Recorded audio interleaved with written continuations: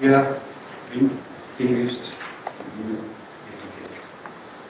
today, together with my friends, I am here to ask you to think about the people, especially children, who are trapped in the high radiation areas in Japan after the nuclear accident at the Fukushima plant.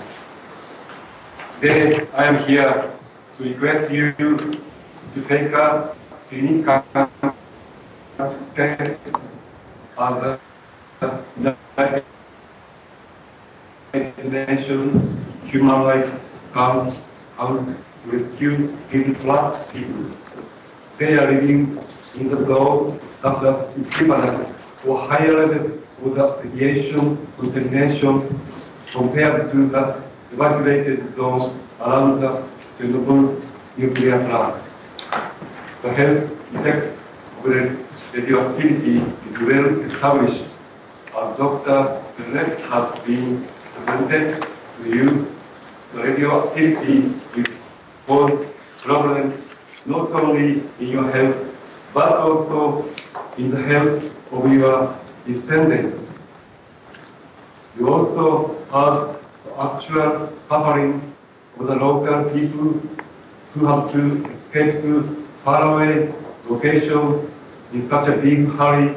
Mr.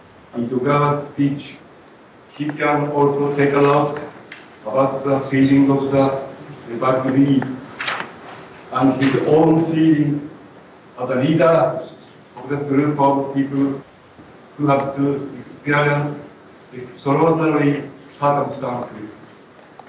I characterize the response of our government with the following three key concepts.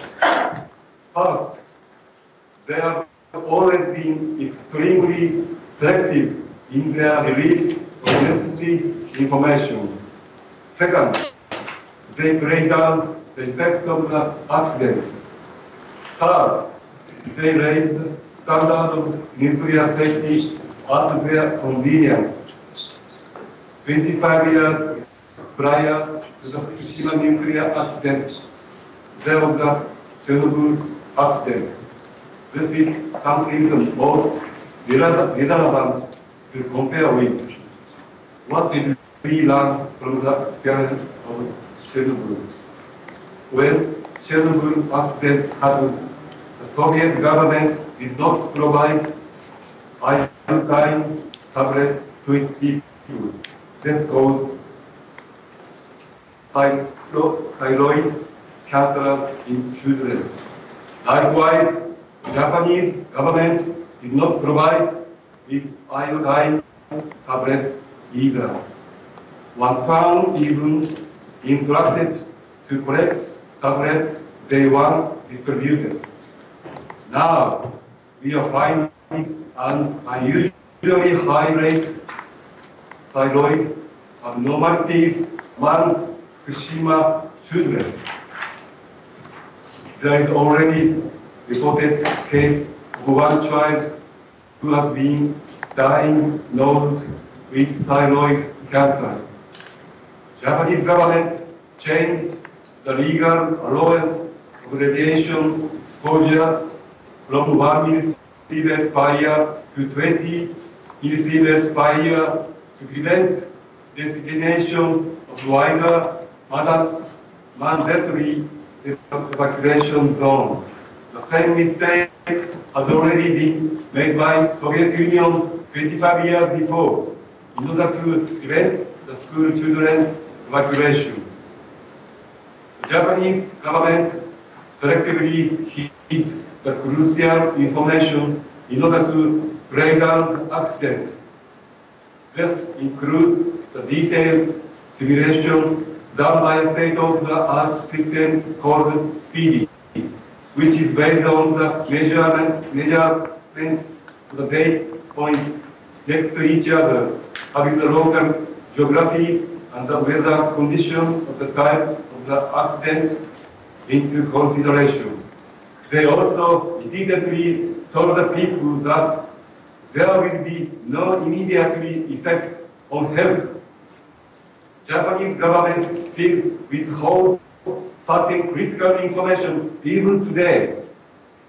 The Yablokov-Nestorenko report, based on 5,000 papers written mainly in Belarusian, Ukrainian, and Russian, provided analysis that more than 980,000 people lost life as a result of the accident. The population destiny in Fukushima is 15 times higher than that of the region around Chernobyl. The number of people in Fukushima in the area with a contamination level equivalent to Chernobyl is also much larger. Therefore, it is not hard to imagine that the loss of life in Fukushima will be significantly high. Let me take an example of Koriyama City, where I am currently representing 14 children in the collective evacuation trial. It is known that the children are more affected by radioactivity than adults. Please take a look at this map of Koriyama City, which is 60 kilometers from the nuclear plant. The numbers are airborne radiation readings and the level of soil contamination announced in August last year. The red dots on this map indicates equivalent radiation level of the mandatory evacuation zone around Chernobyl. If you apply evacuation standards used in Chernobyl, most of the central part of the city would fall under mandatory evacuation area, where residents would be required to move out. It is in this level of dangerous contamination that the children may attend school. As a lawyer, I came up with the idea to take action to force local government of the city of Koriyama to evacuate the school children to the area under 1 millisievert per year airborne radiation level. The court procedure take time, while the economic situation for the children's parents don't allow them to privately evacuate the children. It is also reported that the children who eat lunch from home rather than school lunch are pulled by the peers. Furthermore, some researchers have found out that the radiation reading from the monitoring equipment set up by the government are typically half of those of the people who are exposed to. We would be very happy to share the evidence of this in case you are interested in. In order to know what type of data fixing is going on, please take a look at the next picture. You see two monitoring post devices side by side. There are about 500 monitoring posts at schools and parks in Fukushima Prefecture. And you see two monitoring devices next to each other, like in this picture. The one on the left is equipment currently used. The one on the right was previously used and abolished by the Japanese government because one on the right meets international standard that was used before the Japanese government started imposing its own standard to measure airborne radioactivity. The contract with the company that provided the machine on the right was terminated. The readings from the type of equipment on the right are up to 40% higher. This is a perfect example of how the government is trying to understate the contamination caused by the accident. The government spends a huge budget cleaning surrounding the official monitoring posts too.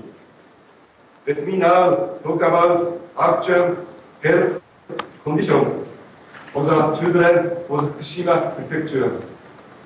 On September 11, the thyroid examination found abnormality such as nodule or cyst in 43% out of 42,000 children tested.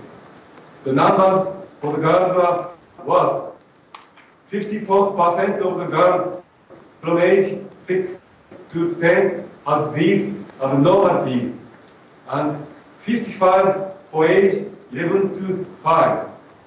What is more, we have discovered in September that one child had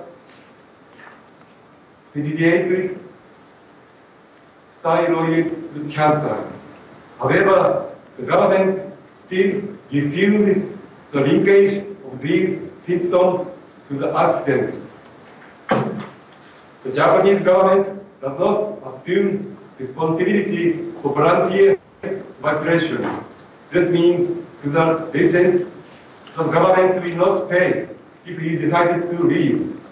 As a result of this policy, those who cannot afford to leave everything behind and start from scratch have had no choice but to remain in highly contaminated regions regardless of their wishes. The Japanese government should fulfill its moral and regard responsibility for the evacuation of those still living in highly contaminated regions, especially the children. So what can we do? The answer is simple. We should immediately evacuate the people, especially the children, out of high radiation zones. Why does it have to be done immediately? Chernobyl suffered casualty of 980,000 people despite its internationally accepted evacuation standard. It was not because the standard was not accurate, but rather because it was implemented 5 years after the accident. For many, it was too late. This is why we must move the children out of the radioactive contamination now. I hope you now feel like joining force to protect human rights in Fukushima. Thank you very much for your attention.